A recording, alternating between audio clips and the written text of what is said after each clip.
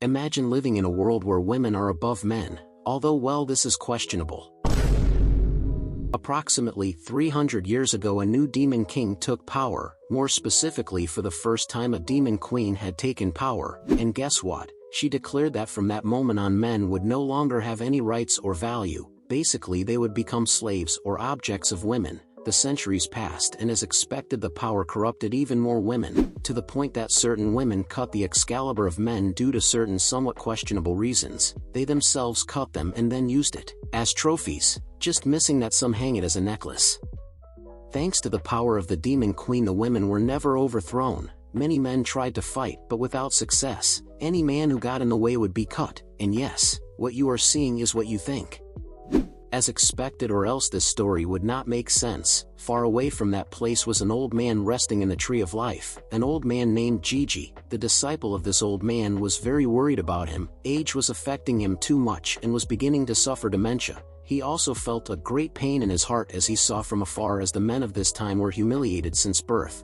He remembers that in his time men and women lived together in harmony. His disciple thinks that if his disciple Gigi-sama was young again, this world would be different. Then suddenly Gigi pushes his disciple away from him, and an extremely powerful lightning falls on where they are. So powerful was this lightning that it activated the tree of life again. His disciple gets up quickly and tries to look for his master. He thinks that maybe they have been attacked, but from the dust he begins to see a very strange silhouette. From this appears a young man much taller than his Gigi-sama, to the great surprise of his disciple. This man was his Gigi-sama, and it is revealed that at some point in his life in the past he was also a demon king. His dementia disappears and he begins to reflect on the current demon queen, coming to the conclusion that she is wrong. Men and women should get along well and he will take care of it. And without wasting any more time, he jumps from the tree of life. It was time for young people to learn something from their elders. Gigi arrives quickly to a nearby city. He is happy to see that now the buildings were more modern. In his time they were made of wood. We also notice in the street there are only beautiful women, all with a smile on their face and little clothes. As there are no men to look at them now, they walk through the streets with very daring clothes. It was a good view. It was like being in heaven. But quickly he comes back to reality and realizes that it is a hell like heaven. He can see from far away how a probably rich girl walks through the streets very calmly with her slave, humiliating him in the process. Slowly the women around him become aware of him. One of them with contempt in her voice asks if maybe his mistress let him dress like that in the streets. He needs to talk to a woman named Chloe. So he tries to ask for directions. Although he spoke to her very kindly, he is seen with a look of contempt. The woman in a very dramatic way runs away, shouting, a wild man acting as if he had done something very bad when in fact he was just trying to ask for directions. Faster than lightning the city police arrive and subdue him. The police were in luck. Apparently she had found her 100th toy to collect. A young and beautiful rebellious man, just the way she likes them. It turns out that the girl is Chloe, a male control officer who is in charge of teaching men their place and punishing any man who breaks the rules. She can't believe that there is still a wild man who is not castrated. Gigi wonders, since when he is a wild man. It turns out that wild men are those who don't have a mistress. Such men need to be castrated so they don't represent any threat to society. He needs a lady to serve. Damn! He was born only and exclusively for that. He begins to reflect after hearing all that. In the past there were some differences, but not at this level. He asks, how is it that such a big gap between the two genders appeared? How did we get to this point? He tells her that he came from far away, so he did not know the laws of that place, so he asks her to answer his questions. She calls herself a good girl, so she will tell him.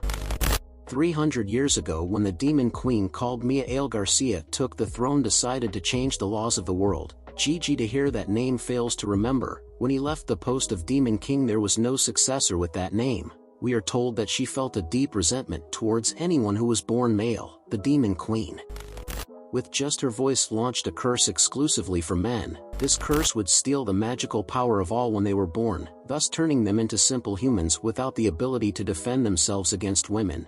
Basically, they became dogs for women. Finishing the history class and continuing from where we left off, the crazy girl puts one of her hands on the leg of our protagonist, and approaching him tells him that it is time for him to be castrated. The power of this girl is to invoke Scissors, very large scissors of torture. With these scissors she plans to cut the sword of Gigi. Gigi looks at her with an expressionless face, and seconds later with a smile he says no thanks. He was not a fan of pain and he appreciated his sword. It had been a long time since the last time he could feel his sword. Now that he was young again, he would not let her take this privilege away from him.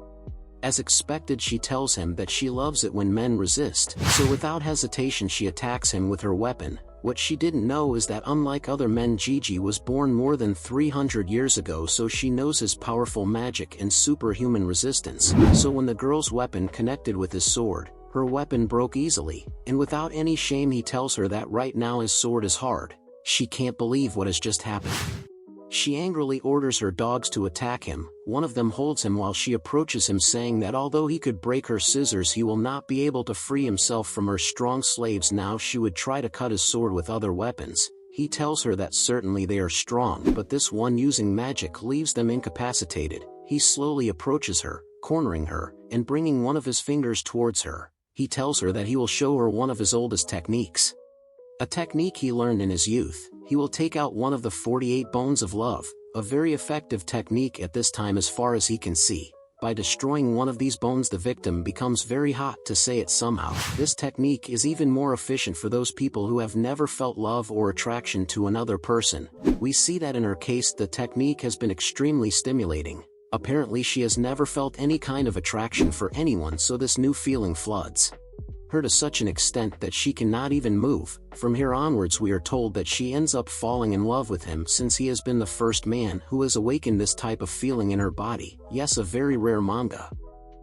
Her dogs, seeing an opportunity to pounce on her with the intention of doing weird things, although thinking well they cannot do much because they are neutered, but ignoring that part, Gigi intervenes because as a man will not let them hurt a lady in front of him. After that scare, and most likely influenced by the magic of our protagonist, she approaches him, now more submissive, and asks his name and then grab him by the face and kiss him. He allows it because he knows that she can become useful in the future, and we explain that the technique of the 48 bones not only makes the person weaker, but as we noticed before in virgins, creates a strong emotional attachment. When they separate she calls him Jizur-sama, which turns out to be the real name of Gigi, and with eyes of love begs him to let her become his disciple.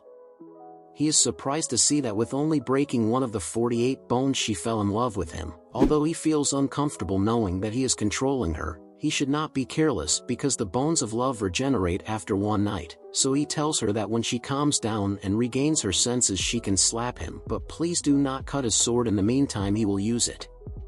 At that moment his hair changes color, turning white. He thinks and concludes that maybe his rejuvenation has a time limit. He needs to do something and fast. So knowing the chaos in which the world is, and he must defeat the demon queen before becoming old again. So he asks Chloe to tell him where she is. She, with shame on her face, tells him that he cannot do that, since the demon queen had moved not long ago. She was no longer in the city. So far today's story. Tell me what you thought, and if you are interested in seeing a second part. To everyone who is listening or reading this, I wish you a happy new year. I hope it has been a good start of the year, and if not, I have faith that things will improve in your life. Thanks for everything. Remember to set reasonable goals and keep track of them. Take care of yourself, help yourself, and God bless you.